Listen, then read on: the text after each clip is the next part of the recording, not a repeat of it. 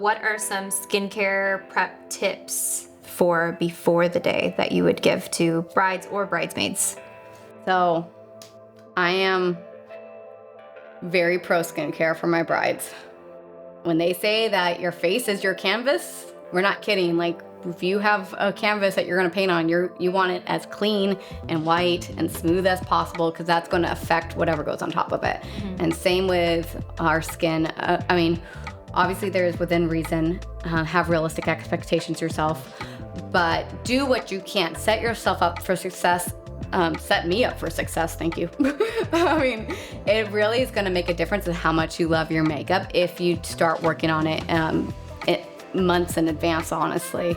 So you don't even have to have a super expensive skincare routine to have results, but be consistent. Wash and moisturize your face every morning. Wear your sunscreen. Wash and moisturize your face at night, every night. Don't be going to bed with your makeup on. It's good, Gina.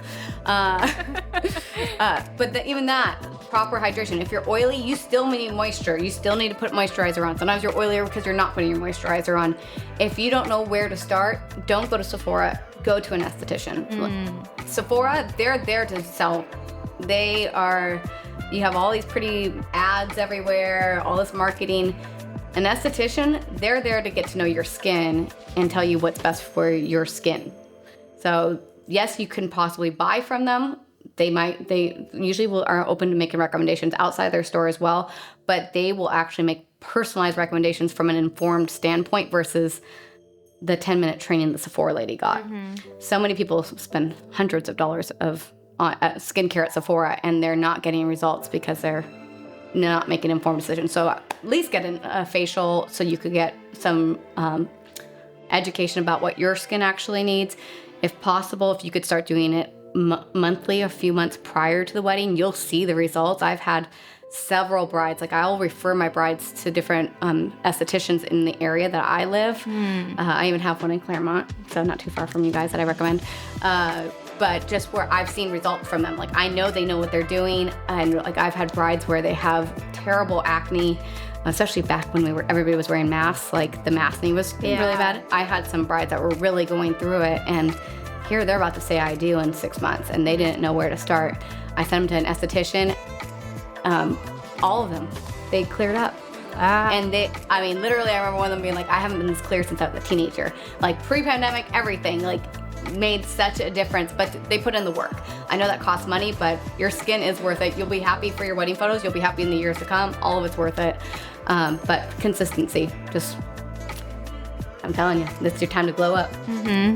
Would you recommend any specific, I know everybody's skin is a little bit different, but aside from just like wash, moisturize, sunscreen, is there any other like things that maybe we could add, like serums or Lotions and potions that would generally work for or help most people? It is so personalized, and I'm not an esthetician, so take everything I say with a grain of salt. But serums are great. I use all the things. But if anything, I usually recommend siding on the side of, like, you'll see skincare products that are marketed more for sensitive skin or gentle cleansers. Those usually seem to work best from my experience. Like, as far as when I've talked to clients, that's usually been a game changer for them. There's so many people that have, like, acne is always a big one that people are struggle with, right? And they don't know where to start, or it's not getting any better. And what they've done is they've gone to Ulta or Sephora. They spent all this money on all these acne products. And they throw the kitchen sink at it, and then it just gets worse. Yeah. It's too much, and that's the problem. My sister was one of them. I was one of them, actually, when I was a teenager. Just, it's so abrasive. Your skin's not meant to tolerate all of that, so you're overdoing it. So a lot of times by going towards more hydration and just gentle, sensitive, skin-friendly, people's acne starts clearing up. And so, like I said, this is just from my experience. I'm not an esthetician, but if I could pick, or like if I had that's automatically where I, like, First Aid Beauty's like one of the brands at Sephora that markets it that way. Peach and Lily does a lot of it. I can't think of what else is there. There's several that are just more sensitive skin, like geared, and a lot of people see good results just because they're restoring their moisture barrier versus just tearing it apart. I've heard of the moisture barrier. The moisture That's barrier. something I've heard. Yeah. Your TikToks are paying off. Because my skin is so dry.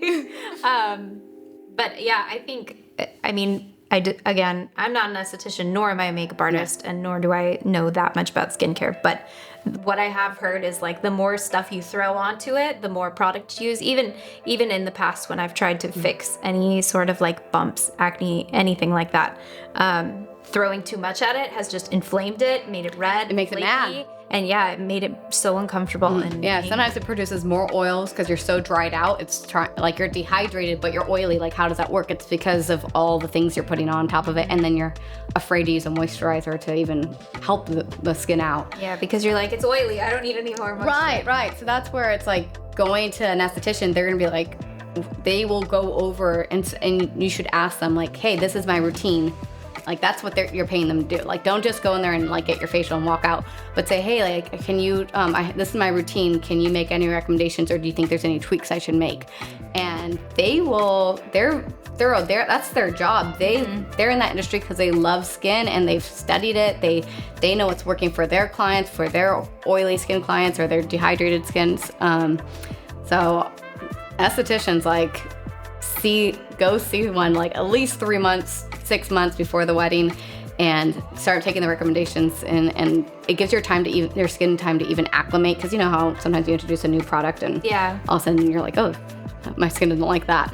Like, heaven forbid that happens. You don't want to do that the week before the wedding. You want to do that a few months beforehand so your skin has time to acclimate. And if possible, like a hydrofacial is a great treatment you could get leading up to the wedding. So there's some that will do it like once a month for a few months leading to the wedding. That produces great results. And the week before the wedding, you want to do your hydrofacial and then see someone do dermaplaning, the shaving. Yeah. Your skin will feel like butter. It's so good. Makeup always goes on smoother. It goes on so smooth. You don't have to worry about like your mustache coming through. And all that peach fuzz, sideburns are gone. You're good. So it's worth it. I could feel the difference. The makeup looks so pretty on your skin. Like, that's a nice treatment you can do to just give yourself that extra TLC the week before your wedding. Very cool. What are your best wedding day makeup tips that you would tell brides? So things that I think will improve your overall appearance would be the skin prep leading up to it, facial, get your brows done, like get them waxed, get them tweezed, whatever. I like to make sure your teeth are white, so go to Costco, get the crust whitening strips. The morning of, do your Lumify. Have you seen Lumify? Oh, what's that? Oh, game changer. Oh yeah, it's like those little things. And you watch movies, you'll start seeing this. But it's a drop that just erases all the red. Oh, from your eyes. For your eye, yeah, for your eyes. Oh. And you just shine brighter. Like, you got these bright white teeth, you got your bright white eyeballs. Like, you just look more radiant, more awake. And a lot of the brides don't sleep the night before, you know that. So their eyes are extra red, and it just automatically like makes them look more awake and just more bright-eyed, bushy-tailed, all the things. So like, that's a great and affordable thing you could do. The morning of, things as a makeup artist that I see that brides I recommend for them would be, make sure there's plenty of space. Don't get a hotel room with 2 queen-size beds and think that me and the hair girl and 12 other girls are going to fit into it. It's not realistic. Or it's at least going to be really hot and stinky probably by the time it's done. And messy, and everyone's going to be turning over stuff. Yeah, it's not good. So at least upgrade to a suite, or better yet, an Airbnb is a great option just because it's more spacious. We as makeup artists, we like natural light if possible. So if we could buy a window and like have an actual table to set up on, because we have all our whole kit we have to put out. So think of those things ahead of time when you're booking your Airbnb or your hotel room. Those are things you want to take in consideration. Have water. I'm like, how many times do people show up and does your bride not eat and drink? That's one of the things I'm always asking them, like, have you eaten today? Have you had water today? And they're usually like hyped up on like 6 cups of caffeine. And I'm like, someone get her some water or a few mimosas deep. It's one of the two. So yeah, don't be afraid to eat order, at least get bagels or order like Chick-fil-A was one of my brides did recently. I thought that was really smart, easy idea. But you want food in people's system because they are going to be drinking. You don't want your day to end early for something that's so unavoidable or something that's so avoidable. Yeah, food, drink. I think that's it. That's a lot of good tips. Yeah, those are all. I think the only time I've ever heard of that actually was on your Instagram because I saw it. Yeah. And I was like, what? You can make your eyes look brighter and whiter? That's Oh yeah, great. and when you look on like watch a movie, sometimes you'll see like they look just like super bright eyed. I'm like, oh yeah, that's all totally Lumify. Yeah, so a lot of models will do that before their shoots. Like so, yeah, still a tip from the models. Very smart. Thank you guys so much for watching. This has been a clip from the Poema Weddings podcast. If you'd like to see the full episode, you can click the link up here. And if you found any of this information useful, please be sure to like it so others can find it as well. And if you've got any questions or comments, please leave it down in the section below. And don't forget to subscribe and hit that notification bell so you know every time we post a new video.